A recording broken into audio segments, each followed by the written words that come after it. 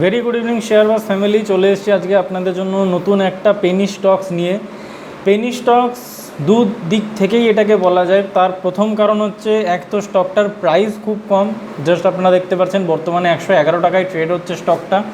এবং দ্বিতীয় রিজন এটা হলো, পেনির সাথে সাথে এটা স্মল ক্যাপ স্টকও, অলমোস্ট 1100 কোটি টাকার কোম্পানি। একটু পরে আমরা ফান্ডামেন্টালে নিয়ে যাব আপনাকে স্ক্রিনারে, তখন আপনি দেখতে পাবেন। তো বর্তমানে টেকনিক্যাল নিয়ে কিছু কথা বলে নেওয়া যাক। এটার সবার প্রথমে টেকনিক্যাল নিয়ে যেটাই বলতে আসছি সেটা হচ্ছে ভলিউম। লাস্ট কয়েক দিনে মানে লাস্ট 1-1.5 মাসের মধ্যে ভলিউম কি পরিমাণ গ্রো হয়েছে আপনারা দেখতে পাচ্ছেন, এবং তার সাথে সাথেই ব্রেকআউটও দিয়েছে। এবং আমরা সবাই জানি যারা টেকনিক্যাল অ্যানালিসিস করে করে অভ্যস্ত, যে ব্রেকআউটে ভলিউম থাকে সেই ব্রেকআউটে সাস্টেন্ড করার বা র্যালি সাস্টেন্ড হওয়ার সম্ভাবনা অনেক বেশি বেড়ে যায়। আপনারা ডেইলি চার্টে দেখতে পাচ্ছেন স্টকটা কিছুদিন আগে ব্রেকআউট দিয়েছিল, সুন্দর একটা ট্রেন্ড লাইনের ব্রেকআউট, একটা সুন্দর কাপ অ্যান্ড হ্যান্ডেলের ব্রেকআউট দেওয়ার পরে বর্তমানে স্টকটা একটা ছোট্ট পুলব্যাক বা ছোট্ট একটা রিট্রেসমেন্টের জন্য আসার চেষ্টা করছে। স্টকটার ব্রেকআউট তো বর্তমানে হয়ে গেছে গাইজ, ব্রেকআউটের সম্ভাবনা এই মুহূর্তে নেই, তবে রিট্রেসমেন্টের পরে স্টকটা আবার যখন দৌড়াতে শুরু করবে এই স্টকটাকে তখন আপনারা স্টাডি করতে পারেন। যদি এই স্টকটার উইকলি টাইম ফ্রেমেও আমরা চলে যাই, উইকলিতেও আপনারা সিনারিওটা দেখতে পাচ্ছেন অলমোস্ট সেম। ব্রেকআউট দিয়েছে, ব্রেকআউটটা খুব সুন্দর ব্রেকআউট ছিল। অলমোস্ট কিছু না হলেও আপনার এখানে 45% বা 40%-এর কাছাকাছি প্রফিট দিয়েছে ব্রেকআউটের পর থেকে। এবং ভলিউমও রয়েছে, টপ লেভেল থেকে একটা ছোট্ট রিট্রেসমেন্ট করছে, যেটা খুবই ভালো স্টকের জন্য। যে কোনো স্টকের ক্ষেত্রে ব্রেকআউটের পরে একটা ছোট্ট পুলব্যাক বা ছোট্ট রিট্রেসমেন্ট নেওয়া ভালো। এটাকে শেক আউট বিফোর ব্রেকআউট বলা হয়। উইক হ্যান্ডসগুলোকে মার্কেট থেকে বের করে দেওয়া হয় এর মাধ্যমে।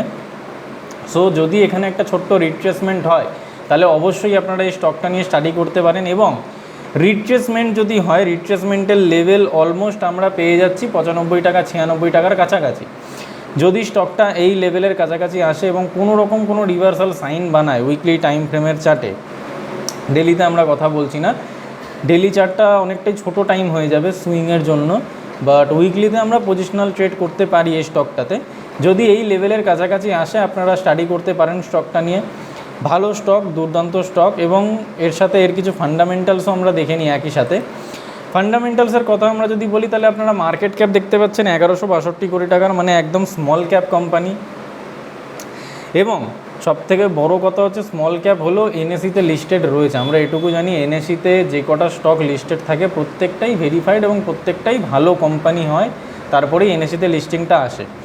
এরপরে যদি আমরা পির কথা বলি, পি বর্তমানে চলছে 14.9, মানে 15ই ধরে নিলাম। ইন্ডাস্ট্রি পি চলছে 17.5-এর কাছাকাছি, মানে ইন্ডাস্ট্রি পির থেকে কম পি চলছে। এবং আরও সি যদি আপনি স্টকটার দেখেন অলমোস্ট 29%, আরও ই যদি দেখেন 24.5%-এর কাছাকাছি। ডেপ টু ইকুইটি 0.31, মানে একটা 1000 কোটি টাকা 1100 কোটি টাকার কোম্পানিতে ডেপ টু ইকুইটি যদি 0.31 হয় তাহলে এর থেকে ভালো আর কী হতে পারে সেই স্টকটার ক্ষেত্রে। এবং কোম্পানি ছোট হতে পারে কিন্তু তার সাথে কোম্পানি প্রত্যেক বছর ডিভিডেন্ড দেওয়ার চেষ্টা করছে, সেটা খুবই একটা ভালো জিনিস বলতে পারেন আপনারা। এখানে কিছু প্রোজ অ্যান্ড কনস রয়েছে, আপনারা চাইলে স্ক্রিনটাকে পজ করে দেখে নিতে পারেন। এরপরে যদি আমরা বলি সেলসের কথা, তাহলে আপনারা দেখতে পাচ্ছেন এখানে সেলস প্রত্যেকটা কোয়ার্টারে ইনক্রিজিং মুডে রয়েছে, মানে প্রত্যেকটা কোয়ার্টারে সেলস বাড়ছে। যদি প্রত্যেক ইয়ারের কথা বলি সেলসে, তাহলেও দেখতে পারবেন প্রত্যেক ইয়ারলি সেল কোম্পানি নিজের সেল বাড়িয়ে যাচ্ছে, নিজেকে ইমপ্রুভ করে যাচ্ছে।